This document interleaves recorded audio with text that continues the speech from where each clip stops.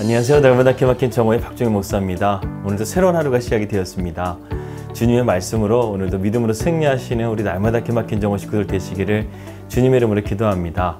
오늘은 제가 여러분들에게 중보의 기도를 좀 부탁드리려고 합니다. 저희 어머니가 지금 수술 중에 계십니다. 제가 지난번에 말씀드렸다시피 저희 어머니가 허리가 안 좋으셔서 오늘 이렇게 시술과 수술 이 두 가지를 같이 병행해서 지금 한시반에 들어가셔서 4시간 정도 수술을 하시고 나오시게 되는데요. 우리 날마다 기막힌 정오 식구들이 기도해 주시면 정말 저희 어머니가 수술도 잘 되고 또 빠르게 잘 회복할 줄을 믿습니다. 계속해서 좀 기도 좀 부탁드리겠습니다. 이거 뉴질랜드에 와서 가장 제가 많이 기도했던 것 중에 부모님에 대한 기도였는데요. 이렇게 막상 저희 어머니가 수술을 하신다고 하니까요. 제가 가볼 수도 없고 참 마음이 아립니다. 하지만 저보다도 저희 어머니를 더욱더 사랑하시는 우리 하나님이 우리 어머니와 함께 하시기 때문에 하나님께서 돌보아 주시고 이 모든 과정 가운데 하나님께서 은혜로서 치유하여 줄 줄을 믿습니다. 요즘 우리는 이전과는 전혀 다른 세상을 살아가고 있습니다. 그리고 시간이 가면 갈수록요, 이 코로나 바이러스로 인한 팬데믹 현상으로 새로운 문화들이 지금 만들어지고 있는 가운데 있습니다. 그래서 이런 문화 중에 하나가 바로 티핑 포인트라는 것인데요. 이 티핑 포인트라는 의미는요, 갑자기 뒤집어지는 점이라는 뜻인데요. 때로는 엄청난 변화가 지극히 작은 일들을 통해서 시작될 수 있고 또 대단히 그것이 급속도로 발생한다는 그러한 의미로도 쓰인다고 합니다. 이 코로나로 인해서 앞당겨진 로봇과 드론 시대, 그리고 원격 의료, 영상 교육, 디지털 화폐 등 우리 사회의 전방위적인 이러한 변화가 물밀듯 밀려온다는 사실입니다. 지금 제가 여러분들에게 말씀드린 것들은요, 언젠가는 우리에게 다가올 미래였어요. 그런데 코로나 바이러스로 인해서요, 이런 것들이 한꺼번에 우리에게 다가옴을 통해서 우리는 정말 정신없고 어지러운 세상 가운데 살아가고 있는 것 같습니다. 우리는 지난 7개월 동안요, 이러한 작은 바이러스 하나가 얼마나 무시무시할 수 있는지를 알게 되었습니다. 하지만 이제는 그것을 인정할 것은 인정하고요. 그리고 우리가 무엇을 준비해야 하는 것을 묻고 물으면서 우리의 앞날을 지금 준비해야 될 때가 아닌가 하는 생각이 듭니다. 물론 코로나 이전과 이후의 세상을 비교한다면 이전의 세상이 훨씬 자유롭고 더 좋았던 것 같습니다. 하지만 이제 코로나 이전의 세대로 돌아가는 것은 거의 불가능하다고 합니다. 저희 가족도요, 이곳 뉴질랜드에 도착하자마자 코로나 바이러스가 터져버렸어요. 그래서 우리가 이곳 뉴질랜드에 와서요, 우리의 계획대로가 아니라 정말 하나님의 계획대로 인도함을 받고 있습니다. 오늘 우리에게 주어진 삶을요, 하나님 앞에 감사하면서 이러한 어려운 가운데서도 우리의 삶을 선하게 인도하실 그 하나님을 믿음으로 바라보면서 승리하시는 우리 날마다 기막힌 정오 식구들 되시기를 주님의 이름으로 기도합니다. 2020년 7월 14일 날마다 기막힌 정오 시작합니다.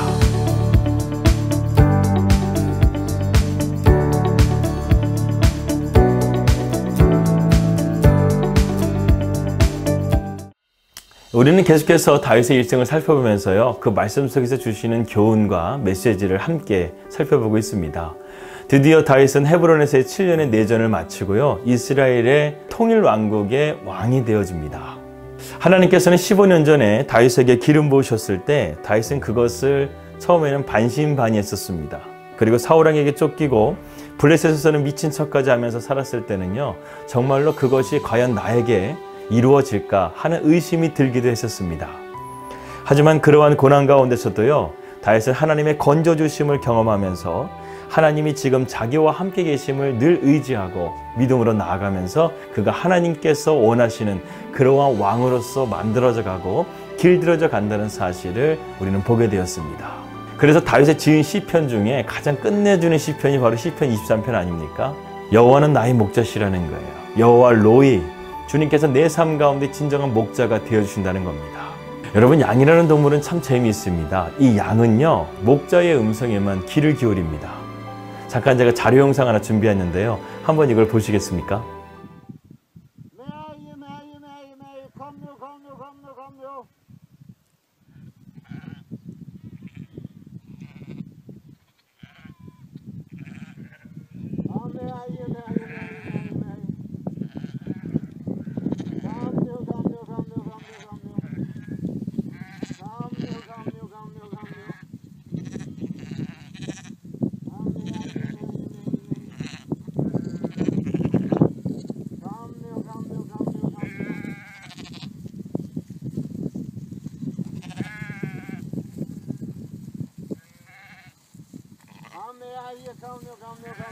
어떠신가요? 제 말이 맞죠? 이 양은요, 목자의 음성에만 귀를 기울입니다. 다윗은 누구보다 이 목자의 마음을 잘 아는 왕이었습니다.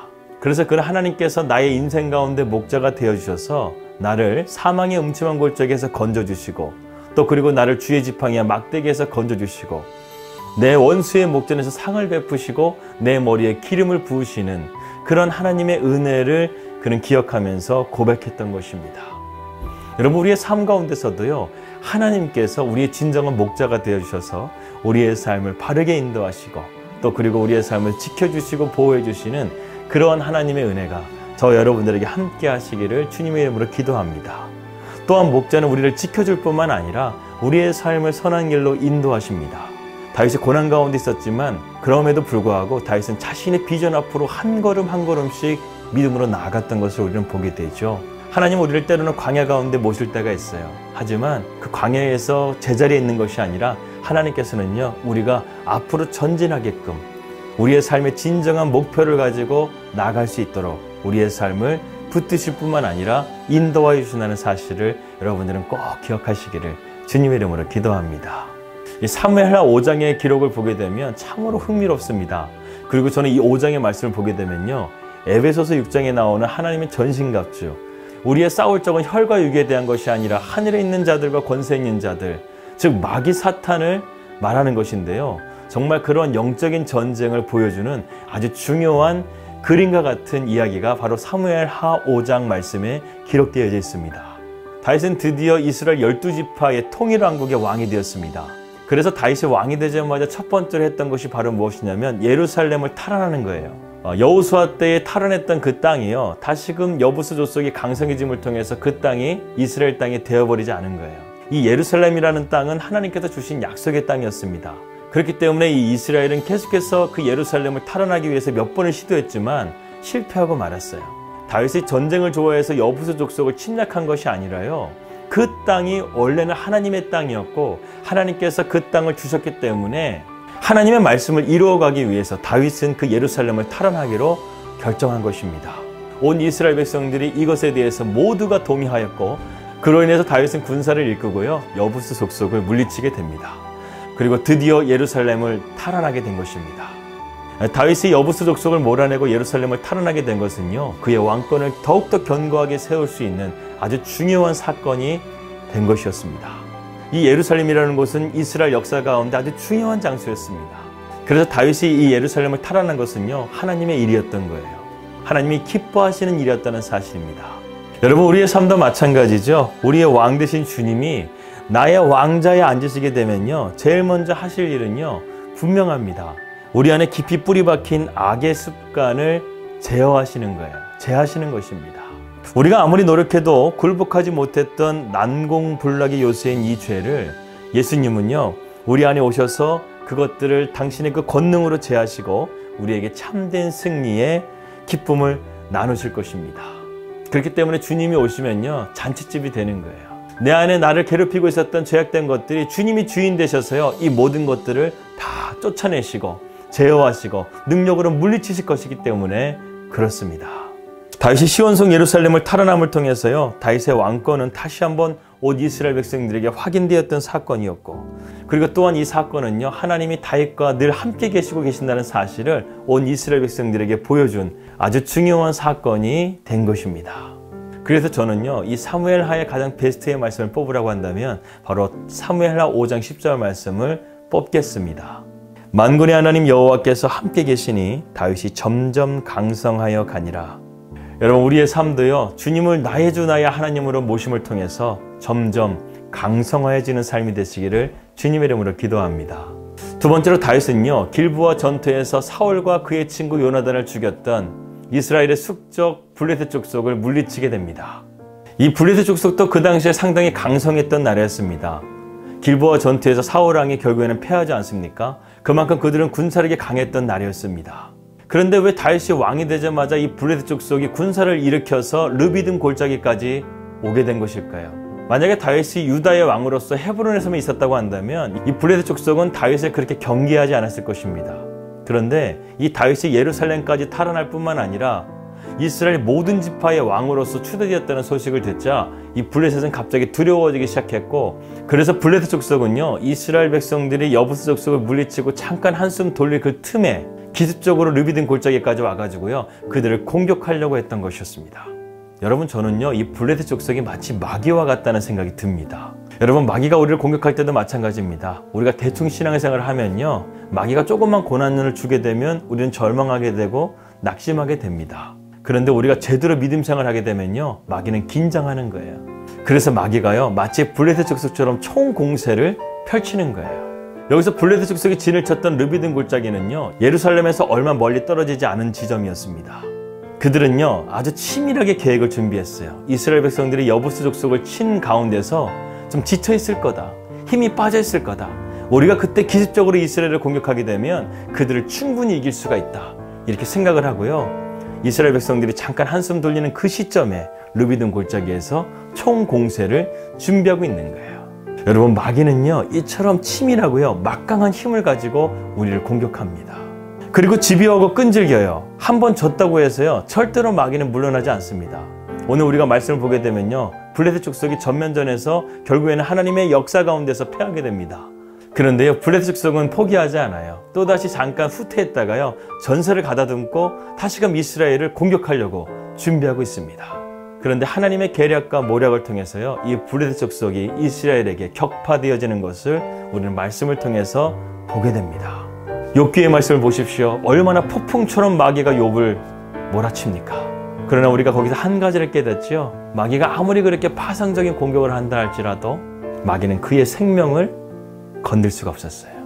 마귀는 욥의 진짜 믿음을 흔들 수가 없었어요. 여러분, 믿음은요, 하나님의 은혜예요.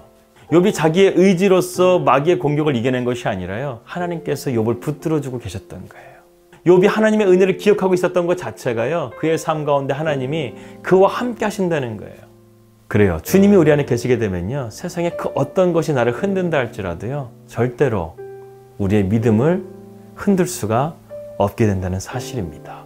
다윗이 여부스 족속을 몰아내고 예루살렘을 탈환한 이후에 르비딘 골짜기에 블레셋 족속이 공격하러 지금 총공세를 준비하고 있다는 소식을 들었을 때 다윗의 한 행동은요, 하나님 앞에 기도했다는 것입니다. 다윗이 여호와께 여쭈어 이르되 내가 블레셋 사람에게로 올라가리이까 여호와께서 그들을 내 손에 넘기시겠나이까 하니 여호와께서 다윗에게 말씀하시되 올라가라, 내가 반드시 블레셋 사람을 내 손에 넘기리라 하신지라.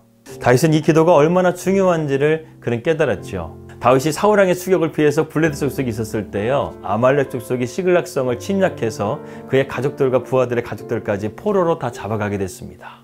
아말렉 족속이 어디로 갔는지도 모르는 상황 가운데서 다윗이 취한 것은요, 에봇을 가져오게 하고 하나님 앞에 기도하기 시작했어요. 다윗은 지금 블레셋과의 전쟁 가운데서 똑같이 하고 있습니다. 하나님 앞에 뜻을 묻는 거예요. 그러자 하나님께서는요, 기꺼이 내가 이 전쟁 가운데 함께 하겠다, 블레셋과 전쟁을 해라, 이렇게 말씀하시자 다윗은 군사를 다시금 정비해서요, 블레셋 족속과 첫 번째는 전면전을 치르게 됩니다. 그런데 그날 전면전에서 이스라엘 백성들은 그야말로 대승을 거두게 됩니다. 그 르비딘 골짜기에 블레셋 적들의 시체가요, 가득 찼다고 성경은 말씀하고 있습니다. 그런데 블레셋 족속은 후퇴한 것 같았지만 아니었어요. 다시금 전열을 가다듬고 이스라엘을 치기 위해서 준비합니다. 다윗은요, 이 첫 번째 전쟁에서 대승을 거두고 그가 자만했었다고 한다면요, 하나님께 묻지 않고 이 블레셋 족속과 전쟁을 치렀을 거예요. 그러면 분명히 패했을 것입니다. 그런데 다윗은요, 이 두 번째 전쟁에서도 하나님 앞에 기도합니다. 그러자 하나님께서는요, 이번에는 전면전이 아니라 기습작전을 한번 펼쳐봐라.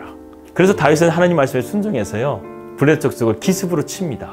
그러자 또다시 이스라엘 백성들은 승리하게 돼요.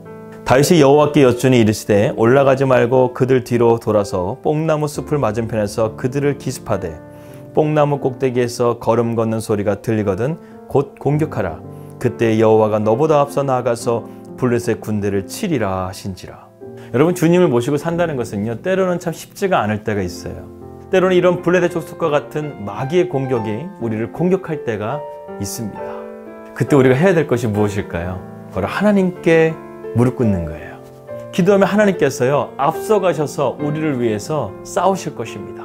그리고 마귀는 절대로 하나님을 이길 수가 없죠. 우리는 승리할 것입니다. 여러분, 오늘 이 두 전쟁을 한번 보십시오. 이 전쟁 다윗이 하는 것 같습니까? 하나님이 하시는 것 같습니까? 다윗은 도구일 뿐이에요.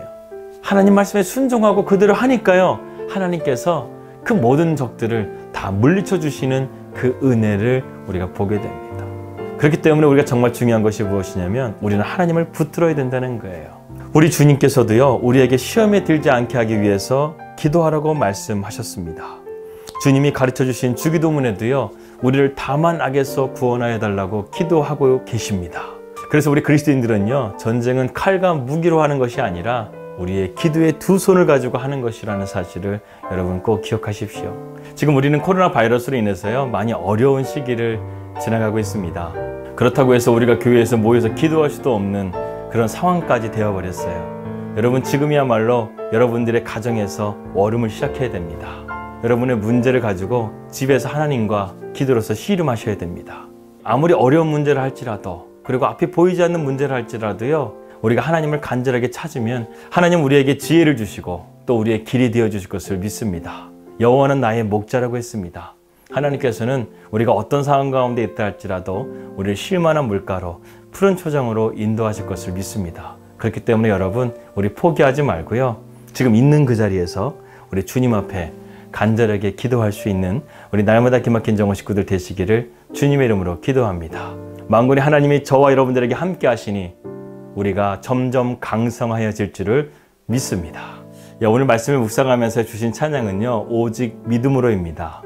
세상이 흔들리고 사람들은 변하여도 우리가 주님을 온전하게 믿음으로 붙들고 나아갈 때 믿음으로 말미암아 우리가 살 것이고 믿음으로 말미암아 우리가 승리할 것을 믿습니다. 우리 함께 믿음의 선포로 이 찬양 함께 고백했으면 좋겠습니다.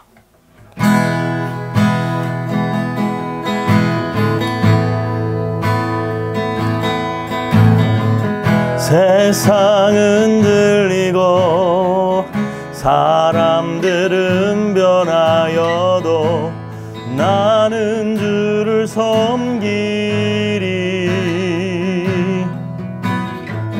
주님의 사랑은 영원히 변하지 않네. 나는 주를 신뢰해. 믿음은 들리고 사람들 주를 떠나도 나는 주를 섬기리. 주님의 나라는 영원히 변하지 않네. 나는 주를 신뢰해. 오직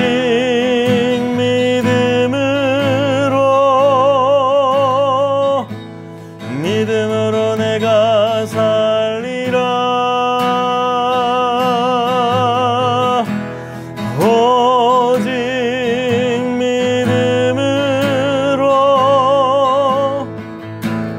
믿음으로 내가 살리라. 오직 의인은 믿음으로 말미암아 살리라. 오직 의인은 믿음으로 말미암아 살리라.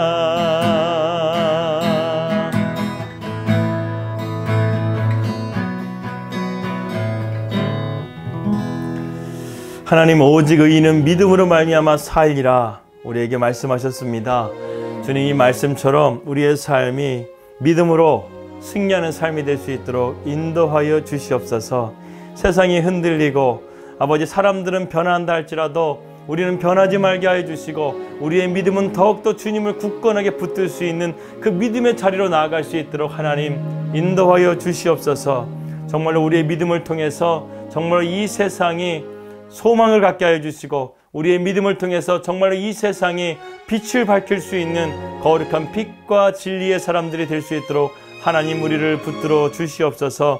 지금 어렵고 힘든 상황 가운데 있다 할지라도 아버지나 우리가 진짜 믿음을 가지고 나아갈 때 하나님이 우리의 편이 되어주시고 하나님께서 마귀의 파산적인 공격들 반드시 물리쳐 주실 것을 믿습니다. 우리가 이러한 믿음과 확신을 가지고 오늘도 우리가 담대하게 믿음으로 나아가는 승리하는 인생 될 수 있도록 인도하여 주시옵소서. 오직 우리의 인생의 승부점을 주님께 둠을 통해서 우리가 믿음에 불패하는 삶이 될 수 있도록 주님 인도하여 주시옵소서. 감사하며 예수님의 이름으로 기도하였습니다.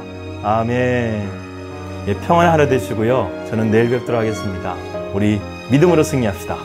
할렐루야.